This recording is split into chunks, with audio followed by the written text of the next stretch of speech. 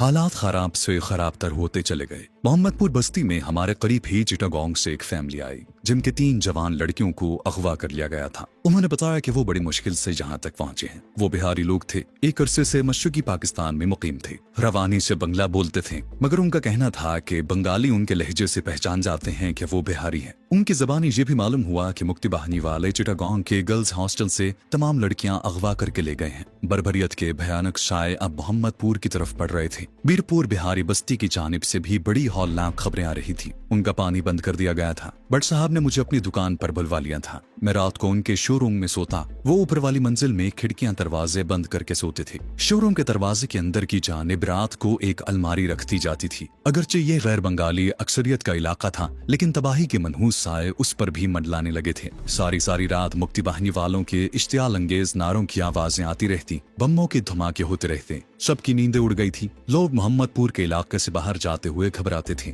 मार्च के शुरू में मोहम्मदपुर बस्ती के किनारे वाली आबादी पर हमले शुरू हो गए और लोग जाने बचाकर बस्ती के अंदर की तरफ भागने लगे। पाक फौज को अभी तक छावनी से बाहर आने की इजाजत नहीं थी। मोहम्मदपुर के इकबाल स्कूल पर मुक्ति बाहिनी ने कब्जा कर लिया था, जहां कत्लगाह महाजरीन बना दी गई थी, जहां बाहर से गैर बंगालियों को पकड़ कर लाया जाता और उन्हें तरह तरह की अजियतें देकर हलाक कर दिया जाता। सारी बस्ती खौफ व हरास में डूब गई थी। नादिर भट्ट हर वक्त पिस्तौल लगाए रहते थे। 15 मार्च की रात को हमारे शोरूम पर राइफल से फायरिंग हुई। नादिर भट्ट साहब की टोयोटा गाड़ी शोरूम के सामने खड़ी रहती थी। एक रात मुक्ति बाहिनी वाले उसे घसीट कर ले गए। टेलीफोन का सिलसिला कई रोज से मुनक़ता था। अगर ट्यूबवेल बस्ती के अंदर न होता तो पानी भी बंद हो जाता। बिजली का सिलसिला दिन रात में कई बार टूट जाता। धान मंडी की तरफ बंगालियों ने अपने मकानों पर बांग्लादेश के परचम लहरा दिए थे। रात भर बांग्लादेश के नारों की आवाजें आती और फिर बमों के धमाके शुरू हो जाते। कत्ल, लूटमार, आतिशजनी और बर्बरियत के वाकयात में इजाफा हो गया था। आग अब हमारे इलाके तक पहुंच गई थी।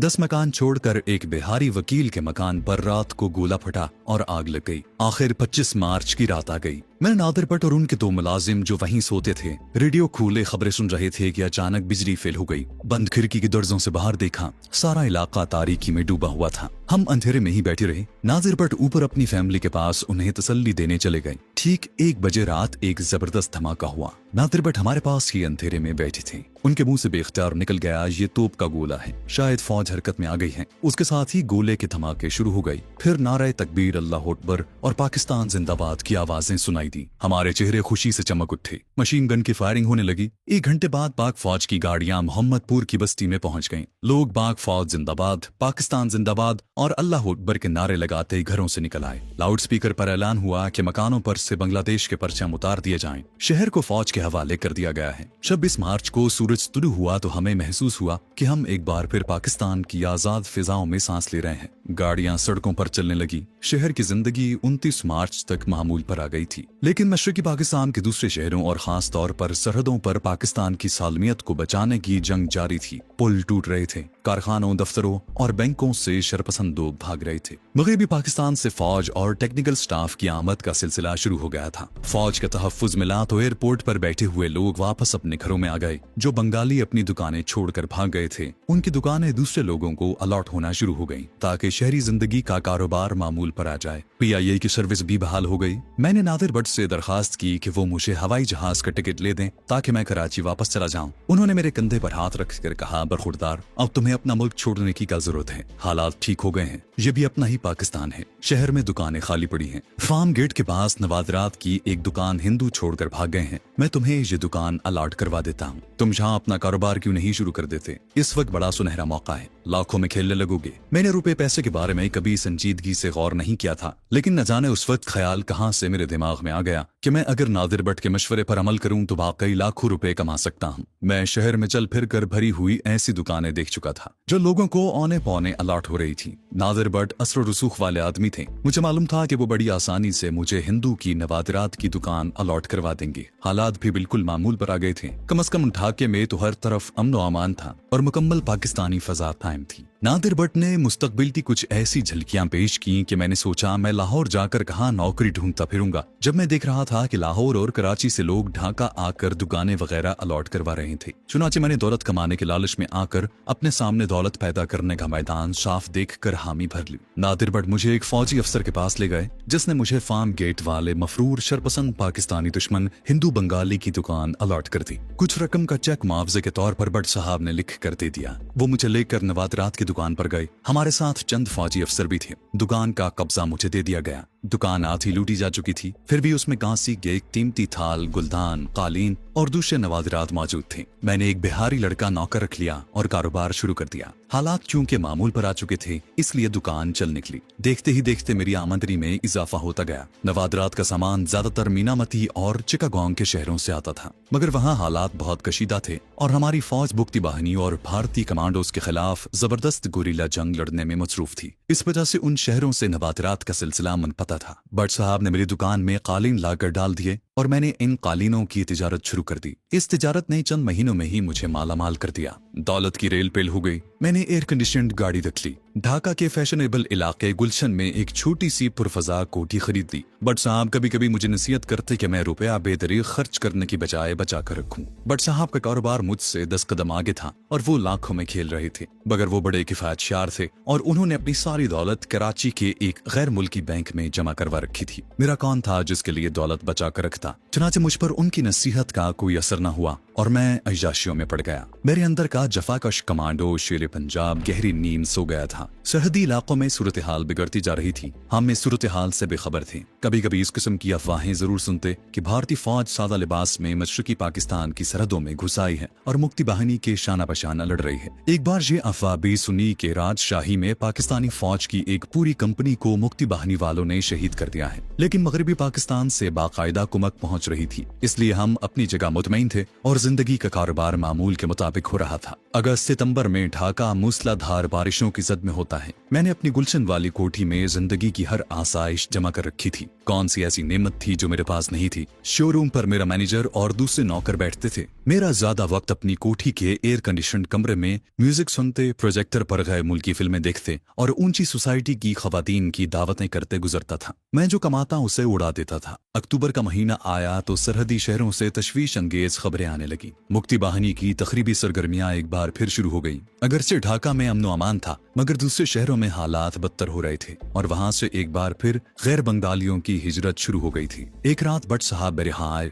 वो कुछ परेशान थे। उन्होंने बताया कि सियासतदानों की नासमझी और खुदगर्जी की वजह से मुल्की हालात अच्छे नहीं है। फजा में कोई बहुत बड़ा खतरा मंडला रहा है और सरहदों पर हमारी फौज कस्मापुरसी के आलम में अपनी बका की जंग लड़ रही है। मैं भी फिक्रमंद हुआ और फौरन तजवीज पेश की कि हमें सारा कारोबार ठिकाने लगाकर यहाँ से निकल जाना चाहिए। भट्ट साहब हंस पड़े। देखा माल कितना प्यारा होता है, बरखुरदार अभी हालात इस मकाम तक नहीं पहुंचे और पहुंचेंगे भी नहीं। सब ठीक हो जाएगा। तुम सिर्फ एक काम करो जिसके लिए मैं तुम्हारे पास आया हूँ। अदायगियां रोक दो और वसूलियां शुरू कर दो। सारा रुपया किसी गैर मुल्की बैंक में जमा करवा दो। मैंने भट्ट साहब की तजवीज पर अमल शुरू कर दिया। 10-15 रोज के अंदर अंदर मैंने मार्केट में जितना सरमाया फैलाया हुआ था उसमें से तकरीबन आधा इकट्ठा कर लिया। जब उसे अपने बैंक से निकलवा कर एक गैर मुल्की बैंक में जमा करवाने की कोशिश की तो मेरे बैंक की बंगला शाख ने रुपया गैर मुल्की बैंक में मुंतकिल करने से इनकार कर दिया। मैं बैंक के खिलाफ नोटिस भिजवाने की तैयारियां कर रहा था कि मगरबी पाकिस्तान की सरहद पर भारत ने हमला कर दिया। मगरबी पाकिस्तान में बाकायदा जंग शुरू हो गई। ढाका में पाकिस्तान के हक में और उसके खिलाफ मुजाहिरे होने लगे। मशरकी पाकिस्तान के मुहिब वतन लोगों का ख्याल था कि जंग सिर्फ मगरबी पाकिस्तान के महाज पर हो रही है, इसलिए मशरकी पाकिस्तान के महाज पर भारत की कार्रवाइयां कमजोर पड़ जाएंगी और पाकिस्तानी फौज सरहदों को मुस्तहकम करने में कामयाब हो जाएगी। भारत अब ये चाहता था कि इसी तरह पाकिस्तान मशरकी महाज पर भी जंग का ऐलान कर दे। आखिर उसकी ख्वाहिश पूरी हो गई और मशरकी पाकिस्तान ने भी ऐलान जंग कर दिया। भारत ने मगरबी और मशरकी पाकिस्तान के दरमियान फजाई रास्ता मुनक़ता कर दिया। हमारी फौज मशरकी पाकिस्तान में महसूर होकर रह गई। फिर भी हमारे बहादुर जवान हर महाज पर भारी जलगार को रोक रहे थे और अपनी जानों के नजराने दे रहे थे। ढाका पर 3 दिसंबर को भारतीय बमबार ने बम गिराए। हमारे लड़ाका तैयारों ने 7 भारतीय तैयारे मार गिराए और 1 घंटे बाद कलकत्ते के फौजी हवाई अड्डे पर खड़े भारतीय तैयारों को भस्म करके रख दिया। हमारे पास बमबार और लड़ाका तैयारों की कमी थी। अगर तैयारा मार गिराया जाता तो उसकी जगह लेने वाला कोई तैयारा नहीं था। मैंने ढाके के आसमान पर अपने दो सेबर तैयारों को भारत के 8 तैयारों से लड़ते और उन्हें गिराते देखा। मशरकी महाजों की हालत नागुफ्ताबे होनी शुरू हो गई थी। शरपसंदों ने दोबारा कत्लो गारतगरी शुरू कर दी। मैं गुलशन वाली कोठी अपनी बंगाली नौकरों के हवाले करके मोहम्मदपुर में बट साहब के मकान में आ गया। भारतीय तोपों की रेंज कम हो रही थी। ढाका एयरपोर्ट और छावनी के इलाकों पर बम और रॉकेट ओलों की तरह बरसते थे। रात के वक्त इंडियन एयरफोर्स की बमबारी शदीद हो जाती। 10 दिसंबर को ढाका एयरपोर्ट पर भारतीय तैयारों ने मुसलसल बमबारी करके उसे बिल्कुल नाकारा कर दिया। अब हमारी फौज फजाइया की मदद के बगैर लड़ रही थी। शयपसंद बंगाली और मुक्ति बाहिनी ग्रोह तखरीबी कार्रवाइयों में सरगर्म थे। तेल के जखीरे और पुल उड़ाए जा रहे थे। महाज पर लड़ती फौज की सप्लाई लाइन काटी जा रही थी। आगे दुश्मन था, पीछे तखरीबकार मुक्ति बाहिनी और शरपसंदों के तखरीबी ग्रोह थे। फिर भी हमारा जो बहादुर सिपाही जिस मकाम पर था वहां डट कर मुकाबला कर रहा था। 11 दिसंबर को भारत ने ढाका से 30 मील दूर शुमाल में हेलीकॉप्टरों के जरिए फौज उतार दी। 14 दिसंबर को ढाका गवर्नमेंट हाउस पर बम गिरे। उसके साथ ही हमारे इलाके में ये बात फैल गई कि फौजी हेडक्वार्टर और दूसरे सरकारी दफ्तरों में तमाम फाइलें चलाई जा रही हैं। हम एक बार फिर मोहम्मदपुर में तैद होकर रह गए थे। हालात बेहद नाजुक सूरत इख्तियार कर गए थे। 15 और 16 दिसंबर की दरमियानी रात को किसी भारी तैयारे ने ढाका पर बम गिराया। चारों तरफ एक अजीब हैजान खेज सा सुकूत तारी था। हम में से कोई भी रात को नहीं सोता था। बट साहब ने एक अक्लमंदी की थी। फौजी ऑपरेशन के बाद जैसे ही हालात कुछ बेहतर हुए, उन्होंने अपनी फैमिली को ब्लैक में टिकट खरीद कर खामोशी से जहाज में कराची रवाना कर दिया था। मेरा ख्याल है कि मशरकी पाकिस्तान से कराची जाने वाला शायद वो आखिरी मुसाफिर बरदार जहाज था। 15 और 16 की रात बड़ी पुरस्कार और डरावनी रात थी। एक ऐसी खामोशी चारों तरफ छाई थी जो किसी जबरदस्त तूफान की आमद का पेश खैमा थी। हम में से कोई भी एक दूसरे से वो बात कहने की जरूरत नहीं कर रहा था जो हम सब के दिलों में थी। बट साहब के दोनों गैर बंगाली नौकर चुपचाप कोने में दुबके बैठे थे। कमरे में अंधेरा था। बिजली कई रोज से गायब थी और हम रात को मोमबत्तियां जलाकर बंद कमरों में बैठे रहते थे। सुबह सुबह बीबीसी ने पहली रूह फरसा खबर ये सुनाई कि मशरकी पाकिस्तान में हमारी फौज ने हथियार डाल दिए हैं। हमें अपने कानों पर यकीन नहीं आ रहा था। बट साहब ने गुस्से में कहा कि बीबीसी झूठ बोलता है, इस्लामाबाद लगाओ। मगर इस्लामाबाद नहीं आता था। दिल्ली लगाया तो वहां से भी यही अंदोहनाक खबर सुनाई दी। बिहारी नौकर फूट फूट कर रोने लगे। बट साहब ने उन्हें डांट कर चुप करवा दिया। बांग्लादेश रेडियो ने भी अपनी अंग्रेजी के बुलेटिन में सबसे पहले यही खबर नशर की कि मशरकी पाकिस्तान में फौज ने हथियार डाल दिए हैं और तमाम महाजों पर जंग बंद हो गई है। हम सकते में रह गए। फौरन ही हेलीकॉप्टरों की एक कतार गड़गड़ाती हुई ऊपर से गुजर गई। उसके साथ ही मुक्ति बाहिनी ढाका में दाखिल हो गई। फायरिंग और जिए बंगला के नारे गूंजने लगे। शरपसंद बंगालियों ने मुक्ति बाहिनी के साथ मिलकर कत्लेआम शुरू कर दिया। खैर बंगाली आबादियों में खून की नदियां बहने लगी। बंगाली रेजिमेंटें भारतीय फौज के साथ बिहारियों की बस्ती मीरपुर में दाखिल होने लगी तो उन पर गोलियों की बौछार हो गई। फौज ने शहर की बिजली और पानी काट दिया। फिर भारतीय तैयारों ने बस्ती पर बम गिराए और भारतीय फौजी और मुक्ति बाहिनी वाले मीरपुर में दाखिल हो गए और खूरेजी का बाजार गर्म हो गया। गैर बंगालियों को घसीट घसीट कर बाहर निकाला जाता। पहले उनकी आंखें संगीनों से फोड़ दी जाती, फिर उन्हें कत्ल कर दिया जाता। सिर्फ मीरपुर के 1 नंबर से 6 सेक्शन तक 30,000 लड़कियां अगवा की गईं। बूढ़ों और जवान मर्दों को गोली मार दी गई। बच्चों और बूढ़ी औरतों को खतरनाक जंगलों में भूखा प्यासा मरने या दरिंदों का शिकार होने के लिए छोड़ दिया गया। इस दौरान में हमारी मोहम्मदपुर बस्ती भी मुक्ति बाहिनी की दरिंदगियों की आमाजगाह बनी रही। अभी हमारी बारी नहीं आई थी। हम बस्ती से बाहर नहीं जा सकते थे। बट साहब और मैं अपने गोरे रंग और कद काट की वजह से फौरन पहचाने जा सकते थे कि हम बंगाली नहीं बल्कि पंजाबी हैं और शहर के गली कूचों में पंजाबियों को चुन चुन कर कत्ल किया जा रहा था। उनकी आंखें निकाली जा रही थी। इकबाल स्कूल की कत्लगाह में एक पंजाबी को लाने के 100 रुपए दिए जाते थे। बट साहब ने अपने शोरूम के कोने में फर्श के नीचे एक छोटा सा तहखाना बनवा रखा था जहां वो कालीनों को प्लास्टिक में लपेट कर स्टोर किया करते थे। उस वक्त मकान में बट साहब के पास कोई 2 लाख रुपए के करीब करेंसी नोट थे।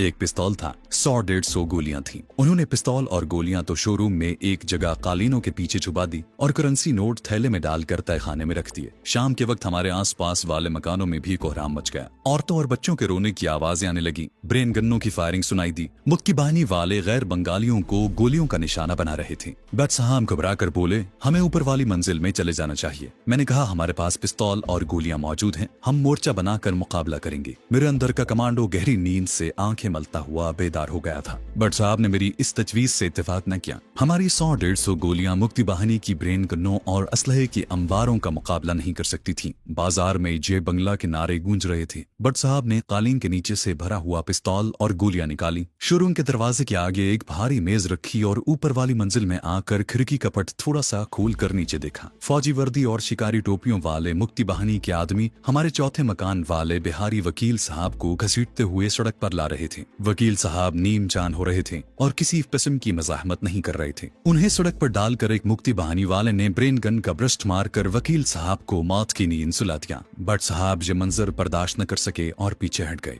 मैंने देखा कि मुक्ति बहानी वाले वकील साहब और उनके साथ वाले मकान में से नौजवान लड़कियों को घसीट घसीट कर ट्रक में डाल रहे थे। उनकी चीखों पुकार से आसमान लरज रहा था, मगर कुदरत के कवानीन खामोश थे। बट साहब ने मुझे पीछे खींच लिया। दहशत से उनकी सांस फूली हुई थी। खिड़की बंद कर दो, ये लोग हमें जिंदा नहीं छोड़ेंगे, पीछे भाग चलते हैं। किसी हद तक मेरे हवास भी परागंदा हो रहे थे। चारों तरफ गैर बंगालियों का कत्लेआम हो रहा था। मुक्ति बहानी वाले किसी को माफ नहीं कर रहे थे। मोहम्मदपुर पर उनका मुकम्मल कब्जा था और वो खुले बंदों गैर बंगालियों के खून से होली खेल रहे थे। बट साहब तेजी से सीढ़ियां उतर गए। मैं भी उनके पीछे लपका। निचली मंजिल में शोरूम के पीछे एक छोटा सा सहन था। साथ वाला मकान एक बिहारी का था। वो लोग 10-15 रोज पहले भागकर मीरपुर की बिहारी बस्ती में चले गए थे। मकान खाली था। बट साहब बोले, हम इस मकान में जाकर छुप जाते हैं। मौत सामने खड़ी हो तो अकल साथ छोड़ जाती है। कम से कम हम गुनाहगारों के साथ तो ऐसा ही होता है। हाँ, कोई आला मिशन सामने हो तो मौत का खौफ भी अकल पर गालिब नहीं आता। लेकिन जहाँ तो इंसानों को जानवरों की तरह काटा जा रहा था, किसी को किसी की कुछ खबर न थी। उस वक्त अगर किसी को दीवार में कोई सुराख नजर आता तो वो यही चाहता कि उसमें घुसकर किसी न किसी तरह अपनी जान बचा ले। बट साहब पर भी यही हालत तारी थी। मैंने कहा कि मुक्ति बहानी वाले इस मकान में भी आ जाएंगे। वो झंझला कर बोले, बकवास बंद करो। उन्होंने पहली बार मुझे इस तरह मुखातिब किया था।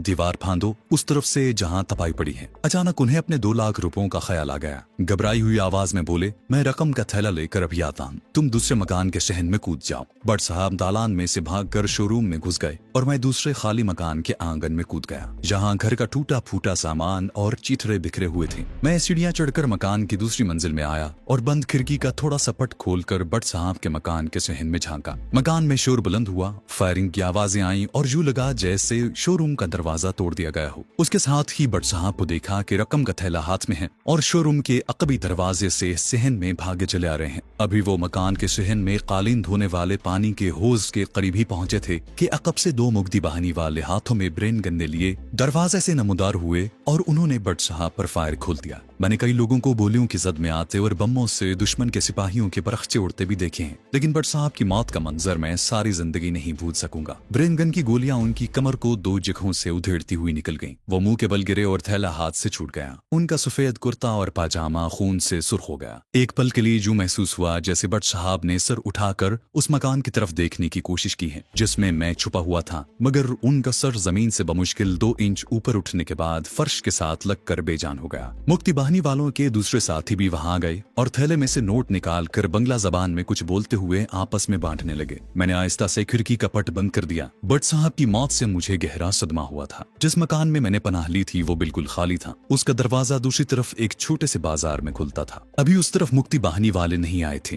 गैर बंगालियों ने उस मकान को भी लूटा था। कमरों में चीथड़े और शिकस्ता सामान बिखरा हुआ था। मैं उस मकान में ज्यादा देर छुपा नहीं रह सकता था। मुक्ति बहानी वाले जरूर उस मकान पर भी आएंगे। साथ वाला मकान भी खाली पड़ा था। मैंने बाजार में झांक कर देखा। शाम के सुरमई अंधेरे में बाजार सुनसान था। बाहर निकलना भी खतरे से खाली नहीं था। थोड़ी देर बाद फायरिंग की आवाजें बराबर आ रही थी। जय बंगला के नारे भी लग रहे थे। लोगों की ऊंची ऊंची आवाजें आई। मैंने बाहर झांका। बाजार के धान मंडी वाले मोड़ पर कुछ बंगाली एक मकान को आग लगा रहे थे। इसका मतलब था कि वो इस मकान को भी नजरे आतिश करने वाले थे जहां मैंने पनाह ले रखी थी। मेरे पास सिर्फ 10-15 मिनट थे। इस दौरान मुझे यहाँ से फरार होना था, मगर सवाल ये था कि कहाँ जाऊं। फरार के जितने भी रास्ते थे वहाँ मुक्ति बहानी वाले और शरपसंद बंगाली हाथों में ब्रेन गन्ने और तलवारें लिए खड़े थे। मैंने जमीन पर पड़ा कपड़ा उठाकर सर पर डाला और मकान के सदर दरवाजे से निकलकर फार्म गेट की जानिब तेज तेज चलने लगा। इस बाजार की एक जानिब दरख्त थे। मैं बाएं तरफ वाले खाली और लुटे हुए मकानों के साथ लगकर चल रहा था।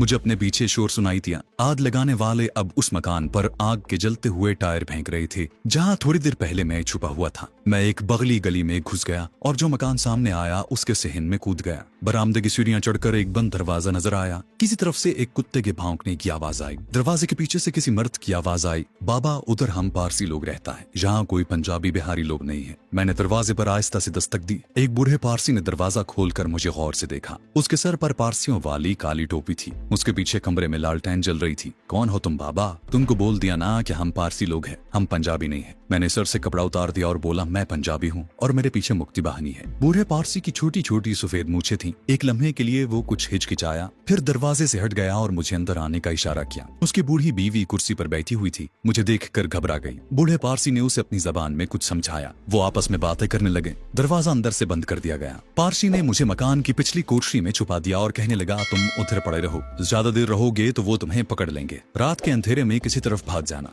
ये कहकर वो चला गया।